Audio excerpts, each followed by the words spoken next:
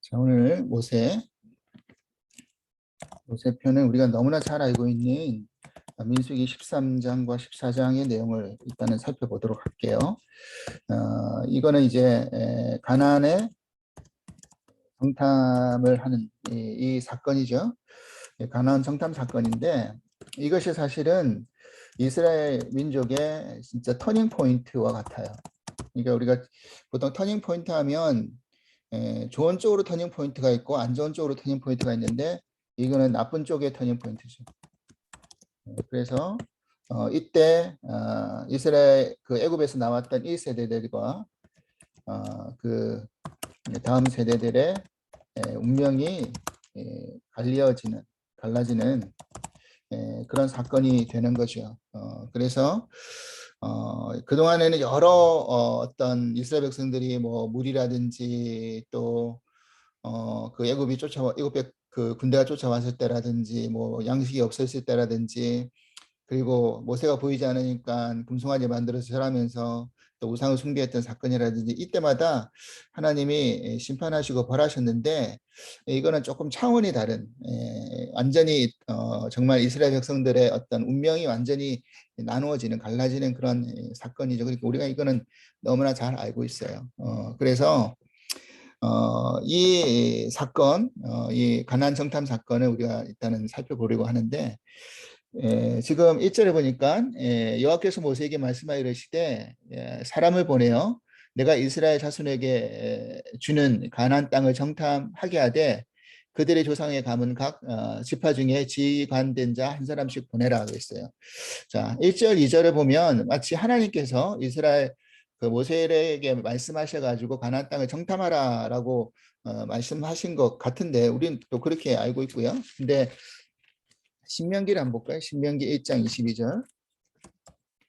신명기 1장 22절에 보면 뭐라고 되어 있느냐면,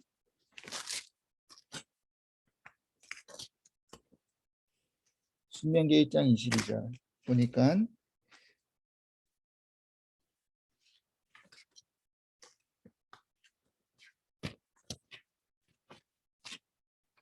뭐라고 되어 있냐면 이랬어요.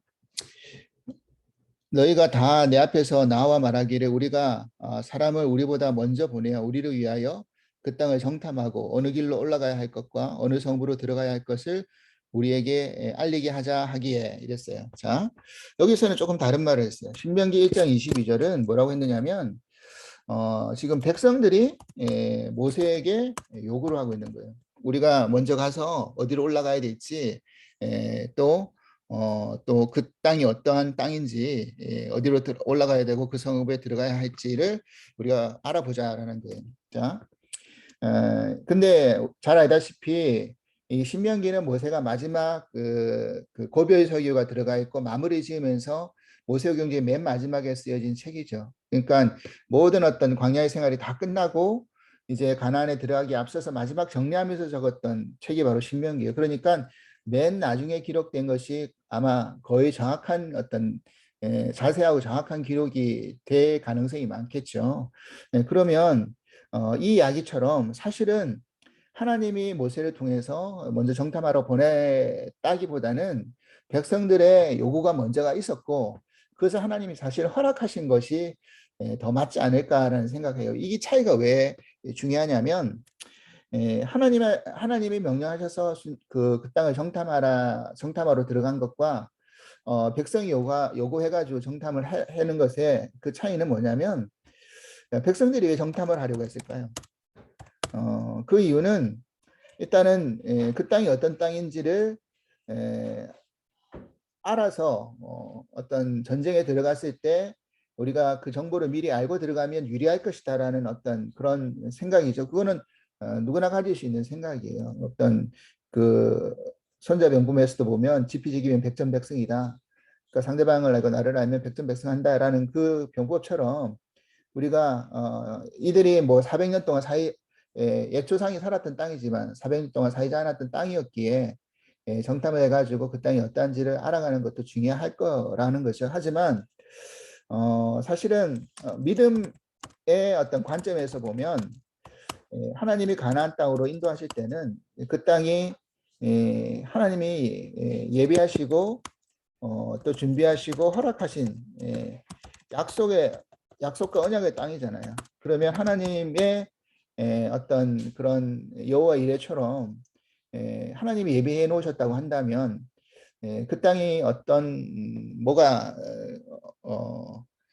부족하거라든지 그런 것이 사실은 없을 거라는 거예요. 그런데 이 백성들의 요구 앞에서는 뭐가 더 강했냐면 하나님을 믿는 믿음이 더 강한 게 아니라 불안하고 염려하고 걱정하는 마음이 사실 더 강했다라는 것을 알 수 있어요. 자, 그래서 그 부분이 사실은 오늘 이 민수기 13장에 이렇게 드러나고 있는 거예요. 그래서 이제 12명을 각 지파에서 한 명씩 뽑아서 12명을 뽑는데 우리가 뭐 이런 거죠.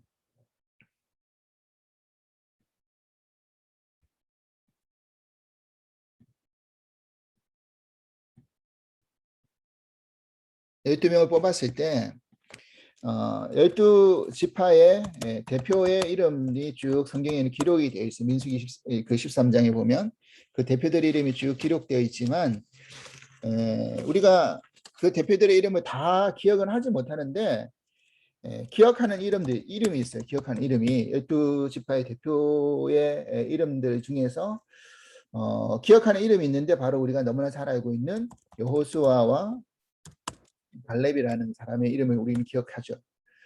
그리고 이 여호수아는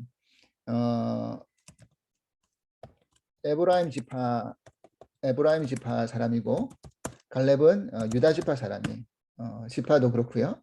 그래서 에브라임은 알다시피 요셉에서 갈라져 나온 지파가 에브라임이죠. 그래서 그런데 이제 여호수아의 이름이 처음부터 여호수아가 아니에요.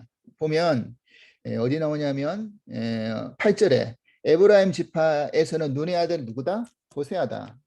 그러니까 원래 여호수아 이름은 호세아였어요. 이름이 호세아의 이름의 뜻이 뭐냐면 구원이에요, 구원. 근데 여호수아의 이름의 뜻은 뭐냐면 여호수아의 이름의 뜻은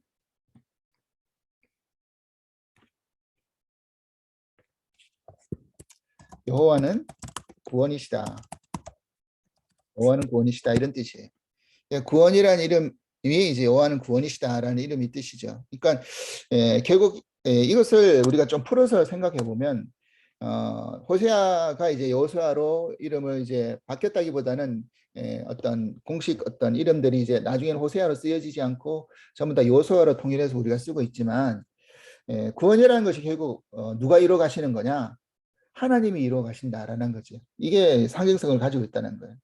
그러니까 이 가나안이라는 땅에 많은 어떤 그 이방 민족이 이미 자리 잡고 터를 잡고 저 안악자손 같은 거인 족속이 있다 할지라도 결국 그런 어떤 장애물하고 큰 벽이 있다 했다 할지라도 막아선다 할지라도 하나님이 우리 이스라엘 백성들 이끌어 가시고 또 인도해 내시고 또 구원을 이루어 가신다라는 것을 이 여호수아 그 호세와 여호수아 이름을 통해서 상징적으로 우리들에게 알려주고 있는 게 아닌가라는 거예요. 자, 갈렙의 이름은 뭐냐면 공격자라는 의미가 있어요. 그래서 그렇다는 거죠. 그러니까 호세아 여호수아의 이름이 이렇게 바뀌었다는 걸 제가 생각해 보면 하나님이 이루어 가신다라는 거죠.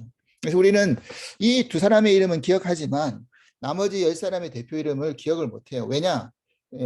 그 이유를 잘 알죠. 10명은 악평을 했고 같은 땅을 보고 와서 40일 동안 이 두 명 여호수아 갈렙은 선평을 한 거죠. 선평과 악평의 차이는 뭐냐? 악평은 눈에 보이는 것을 그대로 설명하는 것이죠. 이 세상적으로 봤을 때는 이건 악평이 아니에요. 보이는 그대로 이야기한 거니까. 보이는 그대로 보고한 게 무슨 악평이냐 이야기할 수 있지만 믿는 자의 관점에서는 그건 악평이라는 거예요. 왜냐하면 거기에는 뭐가 배제된 겁니까? 하나님이 배제되었기 때문에. 그러니까 믿는 사람의 눈으로 믿는 자들의 선평은 하나님의 눈으로 보는 거예요. 이게 이제 믿는 자들의 선평이죠. 세상의 눈, 보이는 것을 그대로 보고 이야기하는 것은 악평이지만 보이는 것 이면에 역사하시는 하나님을 우리가 붙들고 보는 것이 선평이 되는 거죠. 그러니까 아브라함과 우리 아브라함 편에서 그 이야기할 때 아브라함과 롯의 갈라지는 그 사건을 통해서도 우리 분명히 이야기했잖아요. 그러니까 롯은 자기가 보고 싶은 것을 보았기에 소돔과 고모라를 선택했어요. 그죠? 근데 자기가 보고 싶은 것을 보았던 그 땅이 실제로 살만한 땅이고 좋은 땅인 것은 그 세상적으로 봤을 때는 좋은 곳이라고 이야기할 수 있겠지만 어떻게 됐어요? 결국 멸망의 땅, 사망의 땅이었지. 근데 아브라함에게서는 하나님이 뭐 했어요? 하나님이 보여주신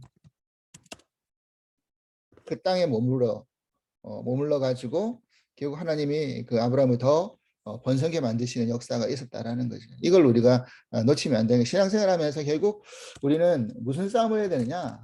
결국 우리의 싸움은 이 싸움인 것 같아요. 보는 것에 대해서 내가 어떤 관점을 가지고 보느냐 이거죠. 이 싸움이 아마 끊임없이 죽을 때까지 계속되는 싸움이 아닐까라는 생각이에요. 내가 과연 뭘 보고 살아가느냐? 하나님 보여주신 것을 보고 살아가느냐? 내가 보고 싶은 것을 보고 살아가느냐? 이거죠? 그리고 보는 것을 그대로 보이는 대로 내가 생각하느냐? 아니면 지금은 보이지 않지만 그 이면에 역사하시는 하나님을 의지해서 보느냐? 이것의 싸움이 우리 앞으로 계속 펼쳐질 거라는 이제 지금 이 광야에서 하나님이 지금 믿는 우리들에게 이야기해 주시는 그 영적인 교훈이 바로 이건 것 같아요. 나는 과연 뭘 보느냐? 뭘 보고 뭘 믿고 사느냐? 이거지.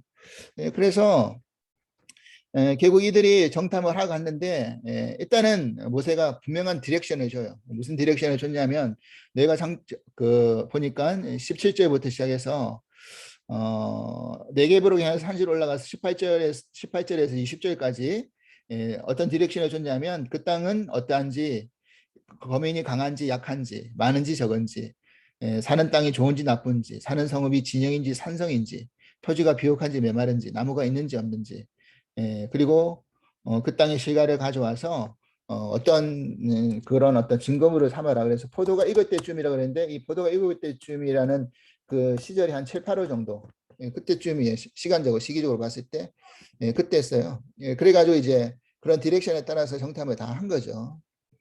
자, 정탐을 해가지고 40일 동안 저들이 며칠 했느냐? 40일 정탐을 했어요. 가나안 땅을 정탐을 하고 이제 돌아온 겁니다. 자, 이제 정탐을 했으니까 각 지파들의 온 회중을 모아놓고 지파의 대표로서 보고를 해야 되잖아요.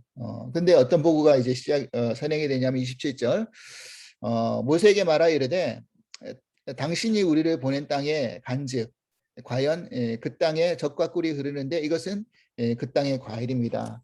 그 땅은 정말 젖과 꿀이 흐르는 땅입니다. 여기까지는 정상적으로 보여지는 그냥 정상적인 어떤 그 보고죠. 젖과 꿀이 흐르는 땅은 맞으니까 뭐 그 땅에 누가 차지하고 누가 있고 이게 중요한 게 아니고 일단은 보여지는 땅이 하나님이 젖과 꿀이 흐르는 땅이라고 말씀하신 그 땅이 맞습니다. 그래서 젖이라는 것이 결국 목축에 좋은 어떤 풀이 있는 땅이고 꿀이라는 것은 어떤 뭐 포도라든지 대추라든지 아니면 정말 꽃이 만연해 가지고 어떤 꿀이 이렇게 벌이 이제 꿀을 모을 수 있는 그런 땅입니다. 그래서 말 그대로 살기에 비옥한 땅이 맞습니다라는 것을 정상적으로 보고했어요. 그 다음이 중요하죠. 근데 이제 이것이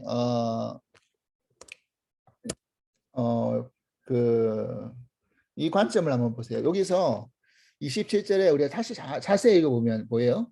모세에게 말하 이르되 조금 뉘앙스가 조금 이상한 뉘앙스가 있어요. 어떤 뉘앙스가 있느냐면 보니까 그 땅에 젖과 꿀이 흐르는데 이것은 그거 말고 그 위에 당신이 우리를 보낸 땅에 간즉 이랬어요. 당신이 우리를 보낸 땅이라고 표현하고 있잖아요. 그러니까 모세가 우리를 저 가나안 땅에 먼저 보내서 정탐하라고 했는데 이 신명기 말씀에서 봐도 그렇고 사실은 모세가 먼저 명령했다기보다는 백성들이 요구한 거고 또 정상적으로 말하자고 하면 하나님이 보내신 약속의 땅에 가보니 이런 식으로 표현하는 것이 사실은 정상적인 표현이 있거든요. 믿음의 언어로 용어로 말하자면. 그런데 그렇게 말하지 않은 거예요. 당신이 우리를 보냈다 이러면서 이렇게 시작을 하죠. 그러니까 뭔가 마음에 좀 그렇다는 게 있었어요. 그 다음에 이제 그 다음에도 자기가 이제 보여진 대로 그대로 보고하는 거예요. 28절. 그러나 그 땅 거주민은 강하고 성읍은 견고하고 짐이 클 뿐만 아니라 거기에 안악 자손을 봤는데 이 안악 자손이 이제 거인의 족속이거든요. 실제적으로 그런 거인 족속이 있었던 것 같아요.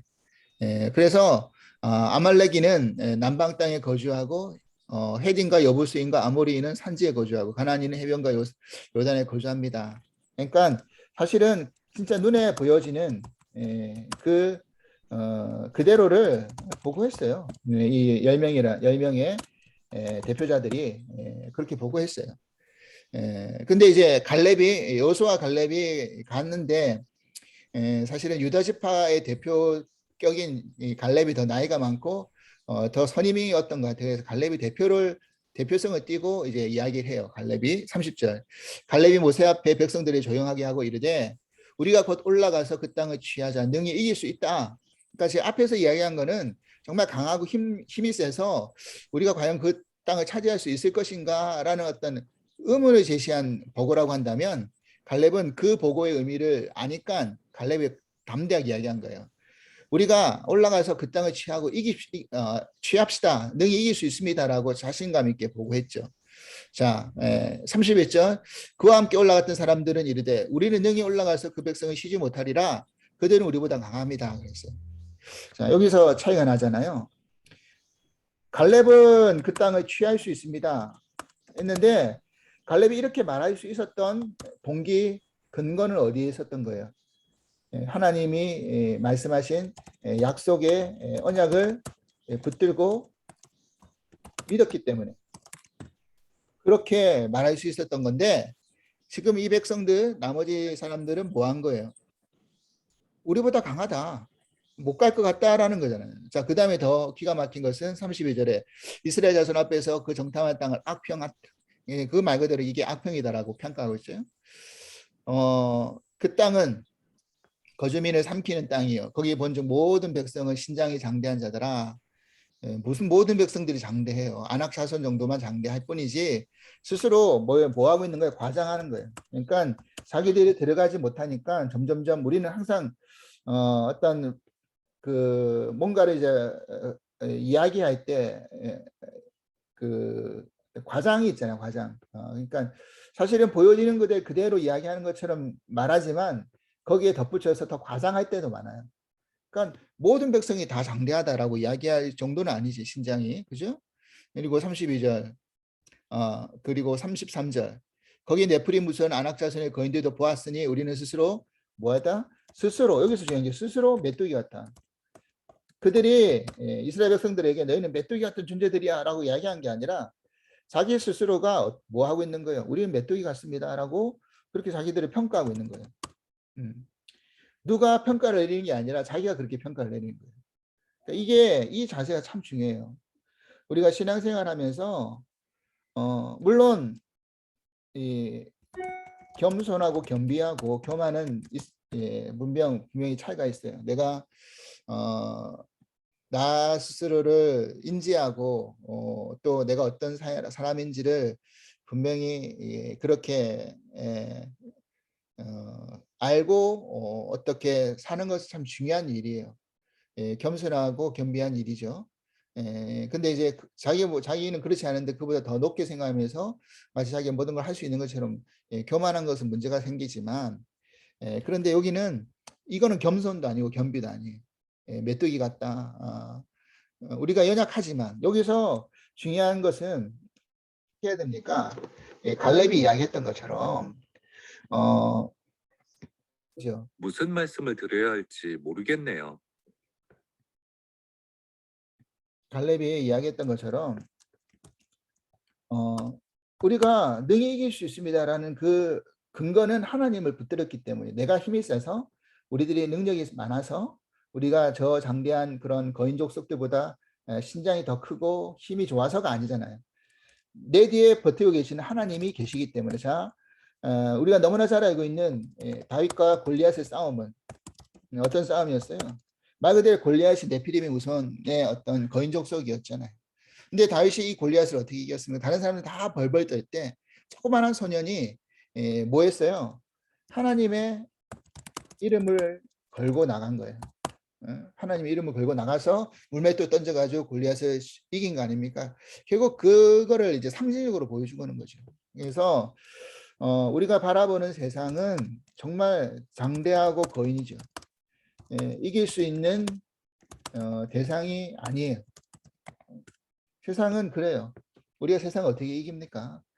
세상의 그 화려함과 또 그 어떤 죄악과 그 힘을 어떻게 우리가 제어하면서 이길 수 있어요. 그냥 우리는 세상 안에서 그냥 버텨나갈 뿐이지 사실은. 그게 사실이지. 그게 그것을 부인하라는 게 아니에요. 눈에 보이는 세상은 그래요. 분명해요.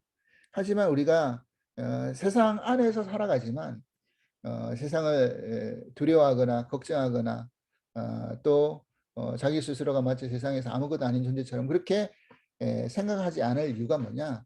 우리는 내 뒤에 보이지 않는 하나님, 또 내가 믿는 하나님, 또 내 안에 예수님, 성령님이 내주하고 있다는 것을 내가 알기 때문에, 그것을 의지하기 때문에 가는 거죠. 이거죠, 이거. 이것이 제일 중요한 겁니다. 그래서 바울이 결국 고백이 뭡니까? 약할 때 강합니다. 왜? 약할 때 내 안에 계신 예수님이 능력이, 내 안에 계신 예수님의 능력이 드러나기 때문에.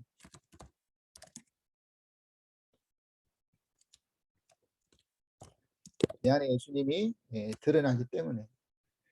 그러니까 내가 강하면 예수님이 드러나고 싶어도 드러날 수 없어요. 왜? 아직 내가 힘이 팔팔하니까. 내 힘으로 할 수 있다고 생각하니까. 근데 내가 약하고 난 할 수 없습니다라고 고백하는 순간 예수님이 그때부터 역사하시죠. 이게 참 중요한 것 같아요. 그래서 우리는 갈렙과 같은 그런 어떤 믿음이 필요하고 메뚜기로 생각하는 그런 것들을 버려야 된다는 거죠. 그래서 그 이야기를 이제 갈렙이 여호수아와 갈렙이 나중에 이스라엘 백성들이 이제 그 악평의 보고 앞에 흔들리고 원망하고 불평하자 8절 9절에 뭐라고 14장 민수기 우리가 읽진 않았지만 14장 8절에서 9절에 뭐라고 이야기하느냐면 이랬어요. 여호와께서 우리를 기뻐하시면 우리를 그 땅으로 인도하여 들이시고 그 땅을 우리에게 주시리라. 이는 과연 적과 꿀이 흐르는 땅이다. 하나님이 기뻐하시면 하나님이 인도하실 것이고 그 땅을 우리에게 하나님이 주신다는, 하나님이 주실 거라는 거. 우리의 힘으로 정복하는 것처럼 보이지만 하나님이 허락하셔야지만 그것도 가능한 일이지 내 힘으로 정복해 나가는 게 아니라는 것을 이야기하는 거잖아요. 그러면서 9절 다만 여호와를 거역하지 말라. 또 그 땅 백성을 두려워하지 말자. 그들은 우리의 먹이다. 그들은 우리의 먹이다. 완전히 다른 신앙이죠. 우리는 스스로 메뚜기 같다라고 여기는 것과 그들은 우리의 먹이다. 옛날 개혁성경에 보면 그들은 우리의 밥이다 이렇게 했잖아요. 밥이다. 그들의 보호자들은 그들에서 떠났고 여호와는 우리와 함께 계시기 때문에 그렇다. 그러니까 여호와가 우리와 함께 계시기 때문에 임마누엘의 신앙을 붙들었기 때문에 이렇게 이야기할 수 있는 것입니다. 이 자신감이 어디서 나옵니까? 하나님이 나와 함께 하시기 때문에. 이걸 우리가 이 믿음 안에서 놓치면 안 돼요. 나는 세상 안에서 보잘것없고 별볼일 없고 아무 존재도 사실은 아닌 게 맞지만 하나님은 안 그렇잖아요. 내 안에 계신 예수님, 성령님, 우리 함께 하신 하나님은 안 그러신 걸 우리가 믿기에 세상 앞에서 당당할 수 있는 것이고 우리가 넘어질 수는 있지만 완전히 엎드러지지 않을 수 있는 이유는 하나님 나를 붙드시기 때문입니다라고 시편 기자의 고백처럼 우리가 그렇게 고백할 수 있는 것이죠. 자, 이 고백 앞에, 이 악평 앞에 회중들이 무너졌어요. 당연히 자신들이 세웠던 부족의 대표들이기 때문에 그 대표들의 부족들은 그 말을 따를 수밖에 없었겠죠. 그래가지고 원망합니다. 14장에 들어가니까 이제 드디어 원망이 시작해요. 그러면서 이 보세요. 뭐를 이야기하느냐면 밤새도록 통곡하면서 2절에 이스라엘 자손이 다 모세와 아론을 원망하여 온 회중 그들에게 이르되 우리가 애굽 땅에서 죽었거나 이 광야에서 죽었으면 좋았겠다. 우리가 애굽에서 죽었거나 광야에서 죽었으면 좋겠다. 이렇게 이야기해요. 우리가 사실 이런 표현을 얼마나 많이 씁니까? 그러니까 이거는 어떤 자기를 파괴하고 어떤 자기를 무너뜨리는 그런 자기의 예언이죠. 그러니까 우리가 뭐 이거를 쉬운 말로 이야기하면 말이 씨가 된다. 말이 씨가 된다. 이게 저는 예전에 이게 속담도 참 예전에 조상들이 속담을 참 잘 지었다라고 생각하는 게 틀린 말이 없어요. 정말 말이 씨가 간다가 아니고 된다. 틀린 말이 없지. 맞아요. 말이 씨가 돼. 애굽에서 죽었거나 광야에서 죽었으면 좋겠다. 자, 이게 진짜 그런지 안 그런지 한번 볼까요? 민수기 14장 몇 절을 보냐면 28절 14장 28절을 보면 뭐라고 되어 있느냐면 이래 되어 있어요. 그들에게 이르기를 여호와의 말씀이 내 삶에 두고 맹세하노라 너희 말이 내 귀에 들린 대로 내가 너희에게 행하겠다. 너희 말이 내 귀에 들린 대로 행하겠다. 하나님 그렇게 말씀해 주셨잖아요. 우리가 애굽에서 죽었거나 광야에서 죽었으면 좋겠다라고 하니까 그래? 그럼 너희들이 말한 대로 내가 해줄게. 그러면서 어떻게 된 겁니까? 결국은 이 세대 악평했던 이 세대들은 다 죽어요. 누구만 빼고 요수아와 갈렙만 빼고. 자, 그게 어디 나옵니까? 37절 민수기 14장 37절 그 땅에 대하여 악평한 자들은 여호와 앞에서 재앙으로 죽었다라고 했어요. 그 땅에 했던 사람은 다 재앙으로. 그러니까 여기서 죽었다라는 이 사람들은 이제 10명의 정탐꾼들을 말해요. 그리고 이 세대들은 결국 어떻게 됩니까? 이 40년 광야 생활을 통해서 세대 교체가 이루어지면서 이 세대들은 다 죽어가 버려요. 한꺼번에 이 세대를 하나님이 다 쳐버리신 게 아니라 40년 광야 생활 동안 이 세대들은 다 떨어져 나가게 됩니다. 세대 교체가 돼버려요. 그리고 결국 다음 세대 이 세대들이 이제 가나안 땅, 약속의 땅으로 들어가죠. 자, 그래서 우리는 여기서 알 수 있는 게 뭐냐면 남은 자의 어떤 그런 신앙이에요. 뭐냐면 하나님은 인간의 죄에 대해서 심판을 하세요. 하지만 항상 하나님의 구속의 역사를 위해서 뭐합니까? 꼭 남겨둔 사람이 있어요. 예를 들어서 노아의 홍수 심판 때 누구를 남겨놨습니까? 노아와 그의 가족들을 남겼잖아요. 그런 것처럼 이 광야길에도 마찬가지예요. 악평했던 사람들, 하나님 믿지 않았던 사람들. 자, 이걸 하나님이 뭐라고 표현하셨냐면 그 하나님의 분노를 표현하실 때 이렇게 11절 민수기 14장 11절에 뭐라고 하셨냐면 이랬어요. 여호와께서 모세에게 이르시되 이 백성이 어느 때까지 나를 멸시하겠느냐. 멸시한다라는 표현을 했어요. 하나님이 나를 멸시한다. 왜 이 행동이 멸시하는 걸까요? 그거 뭐냐면 하나님의 약속, 말씀을 믿지 않는 것이 멸시라는 거예요. 그리고 이미 그들은 하나님이 그들에게 얼마나 많은 이적과 능력과 그리고 하나님이 함께 하심으로 일어날 수 있는 그런 것들을 많이 보여줬어요. 그때뿐이었어요. 그러니까 우리는 참 이적이라는 게 미적하고 표적은 이제 어떤 상징이기는 의미가 있지만 또 우리 삶 속에서 필요하지만 늘 기적만 바라는 신앙은 아닌 것 같아요. 내가 생각할 때 기적만 바라는 신앙. 왜냐하면 기적만 바라면 내가 노력이 없어. 그리고 기적을 본다고 해서 내가 변화가 되질 않아요. 그죠? 하나의 어떤 하나님을 깨닫는 그거는 중요한 어떤 모멘텀은 될 수 있겠지만 그것만 주구장창 붙들고 가는 신앙은 또 아니라 생각해요. 왜 그걸 어떻게 할 수 있냐? 지금 이스라엘 백성들 보면 알 수 있잖아요. 홍해가 갈라지고 만나가 떨어지고 부른 기둥 고기둥으로 인도해내고 막 이런 어떤 것을 보여주고 뭐 가지 재앙 속에서 건져내고 이런 걸 보여줬음에도 불구하고 그들이 눈앞에 닥쳐지는 어떤 현상과 눈에 보여지는 어떤 그런 조건 앞에서 늘 무너지잖아요. 우리도 마찬가지죠. 우리도 늘 그래요. 우리도 늘 불안해하고 염려하고 눈에 보여지는 것 앞에서 무너진단 말이에요. 그러니까 그거보다는 제일 중요한, 그러니까 기적을 믿고 기적을 붙들고 가는 신앙보다 더 중요한 신앙이 뭐냐? 하나님의 약속을 붙들고 하나님의 말씀을 의지하고 가는 신앙이 제일 중요한 신앙. 제일 근본된 신앙인 것 같아요. 그게 사실은 기적이에요. 이게. 그러니까 이거는 기적은 한꺼번에 뭐가 확 바뀌는 거지만 하나님의 약속과 말씀을 붙드는 것은 한꺼번에 바뀌지 않잖아. 서서히. 그리고 그 서서히 우리의 입장에서 서서히지만 마치 독에 물이 차는 것처럼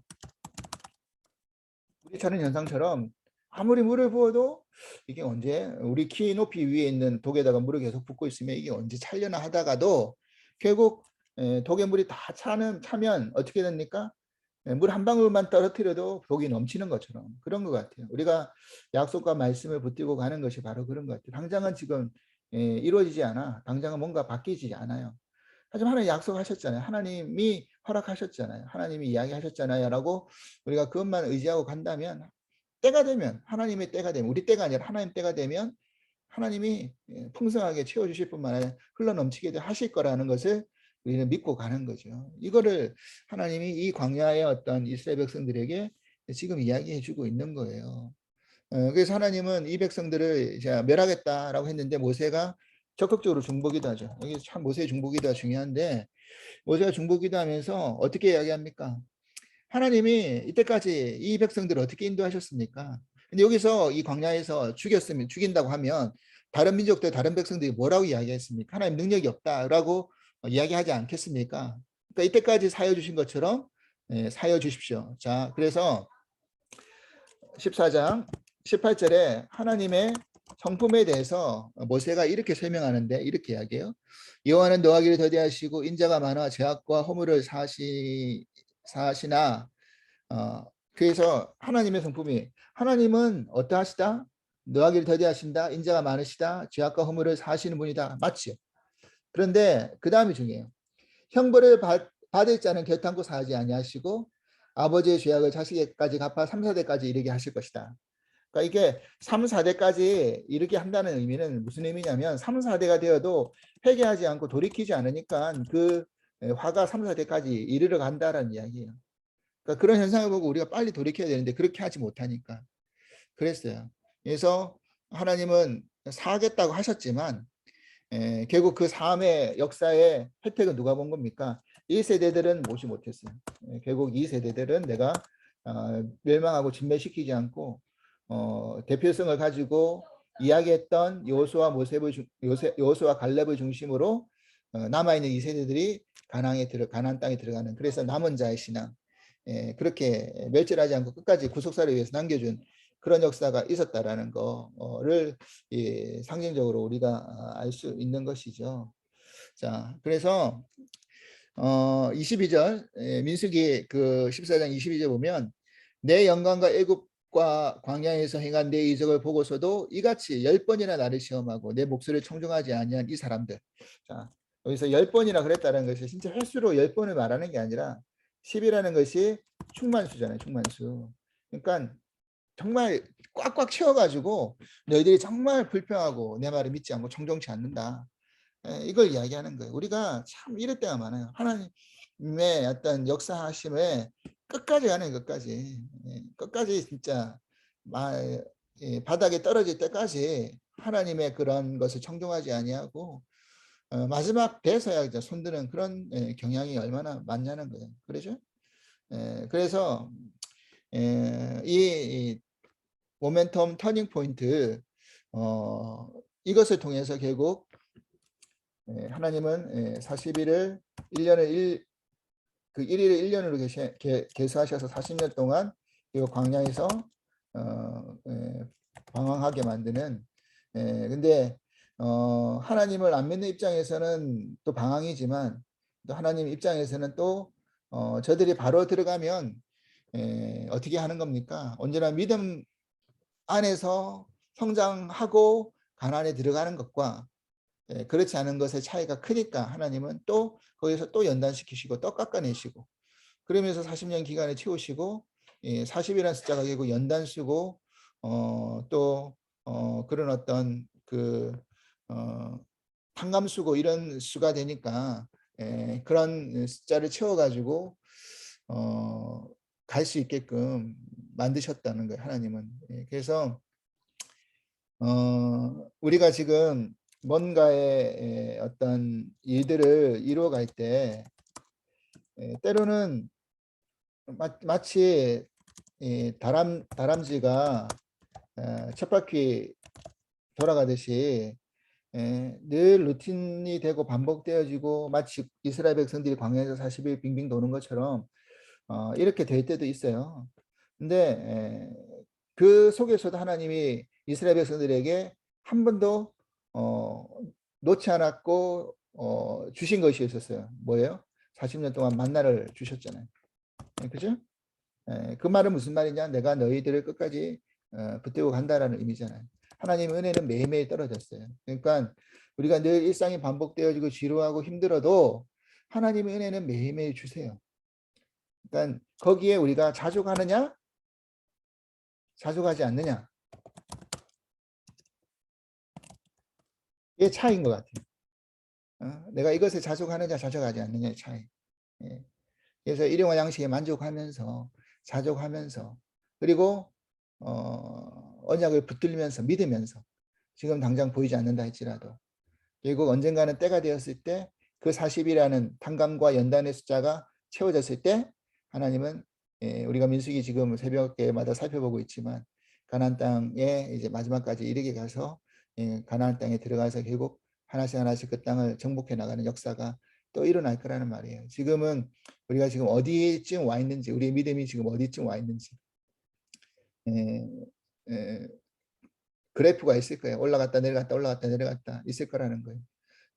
하지만 하나님이 허락하신 그 매일의 은혜를 붙들고 그리고 하나님의 약속을 붙들고 눈에 보여지는 것만 보고 판단하지 말고 눈에 보이지 않는 하나님의 말씀과 역사하심과 그 약속을 우리가 붙들면서 악평하지 말고 예, 악평이 뭐라 그랬어요? 악하게 말하는 게 악평이 아니라 보여지는 것만 그대로 말하는 것.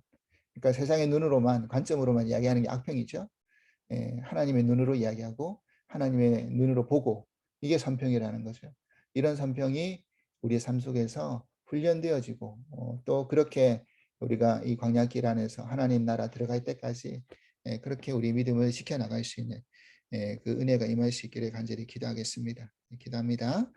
하나님 아버지 감사합니다. 오늘도 우리에게 이 광야길을 걸어가면서 과연 보여지는 것을 그대로 이야기하는 그런 악평자로 살고 있는지 아니면 보여지는 것이 그렇다 할지라도 우리가 그 이면에 역사하신 하나님을 붙들고 살아가고 있는지를 우리 스스로가 분명히 분별하며 나갈 수 있게 하여 주시옵소서.